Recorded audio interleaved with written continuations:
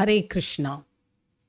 Today is Vaikuntha Ekadeshi, and there are lots of stories about, especially in Bhagavatam, about the observance of Ekadeshi.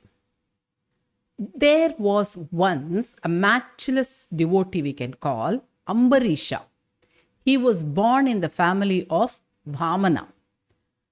First, Ambarisha's father, Nabagha, was a very good man. When he returned home from his guru's house after spending many years of studies, his brothers had already divided the family property amongst themselves, and as Nabaga's share, they gave him their old father. When Nabaga went to his father and told him this, his father said, "You have been deceived by your brothers, for I am not some property to be enjoyed. But do not worry, my son. I will teach you two mantras. When the king of the country holds a yagna, you go and recite these two mantras, which the sages there, they do not know this. And people and the sages and the king, they all will greatly respect you." And that is what exactly happened. The sages were very pleased with Nabagha and gave him all the wealth that remained as at the close of the sacrifice. Now, actually, that wealth belonged by right to Rudra, that is Shiva, as he was supposed to get whatever remained at the close of a sacrifice. When Rudra came to claim it, he told Nabaga, "All this wealth rightfully belongs to me." Then Nabaga replied, "The rishis have given it to me." "Well," said Rudra, "let your father settle our dispute. Let him decide who should get this wealth." After hearing everything, Nabaga's father decided in favor of Rudra, and Nabaga obeyed his father's order. He went to Rudra and humbly apologized for taking the wealth and handed everything over to him. Rudra was greatly pleased, and you know what he did? He gave everything to Nabaga. Nabaga spent his days happily. His wealth was the envy of all the kings. In due course, his son Ambarisha inherited his father's property. But Ambarisha was completely indifferent to property and wealth. His mind was dedicated to the lotus feet of Sri Hari. So fervent was his devotion that Sri Hari became very pleased with him and ordered his Sudarshana Chakra to guard Ambarisha as long as Ambarisha lived. One day, who was by now a king, was observing Dwadashi Vradam. Actually, the day on Ekadashi day, people observe complete fast. And the next day, after the fast is over, the next day, they have to break the fast. That is Dwadashi Vratam. After fasting for the Ekadashi day and the night, he completed the rituals connected with this Vratam, and with the blessings of the sages present there, was ready to break his fast.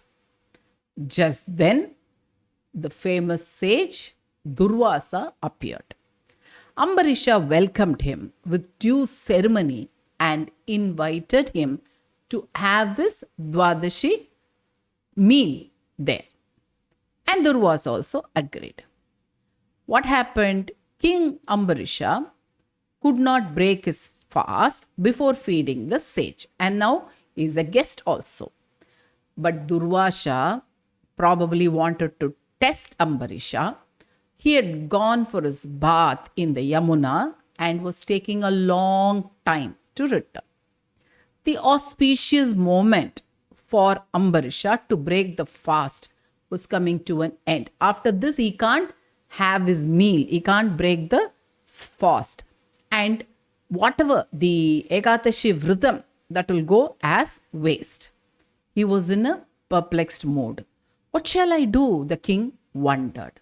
Thinking of Sri Hari, he fulfilled his Vritam by taking a small sip of water. But he did not eat anything. Durvasa returned from his bath and was respectfully welcomed by Ambarisha. But through his power, Durvasa understood that Ambarisha has broken his fast before offering him anything. And Durvasa became wild with anger. He tore one of his matted locks, and out of that lock sprang a ferocious monster, which charged at Ambarisha.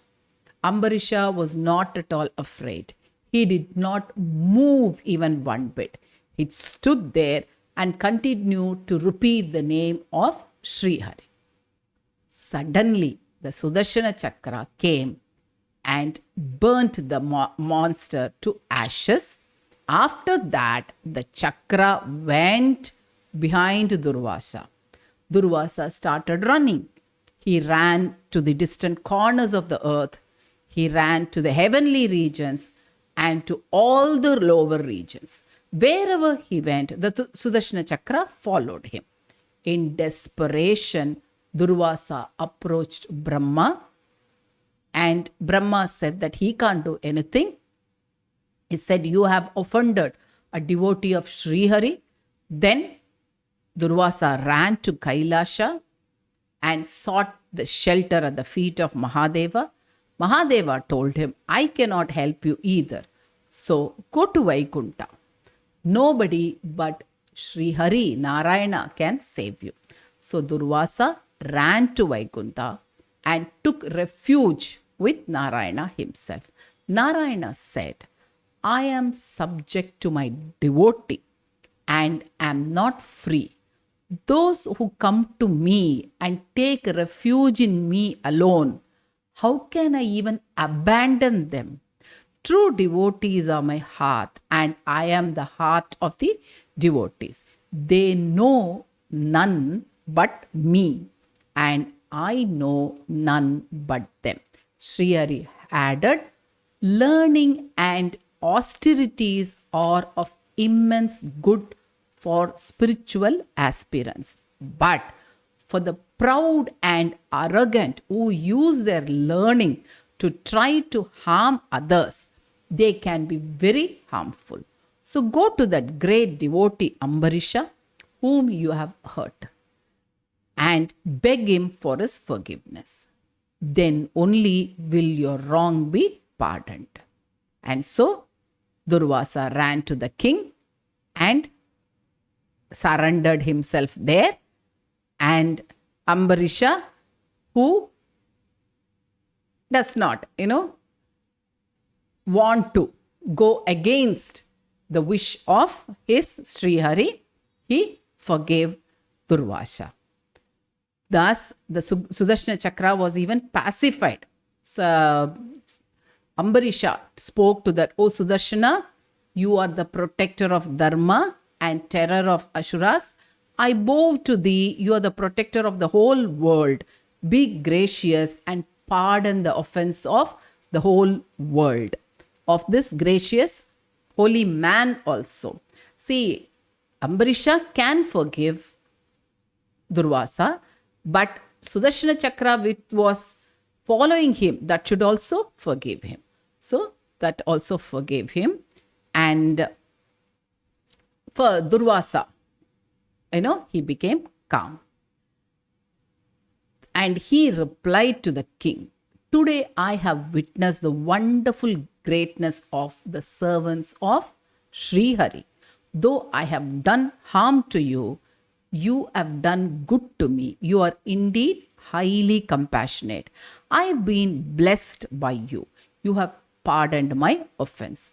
All this time, King Ambarisha had not even eaten anything. So, after feeding Durvasa, he had is break the fast. And this how the story, the good nobleness of observing Ekadashi Vratam is explained in Bhagavatam. Please subscribe to my channel, Jayanthi's 5 Minute Stories. We will meet with another story. Thank you.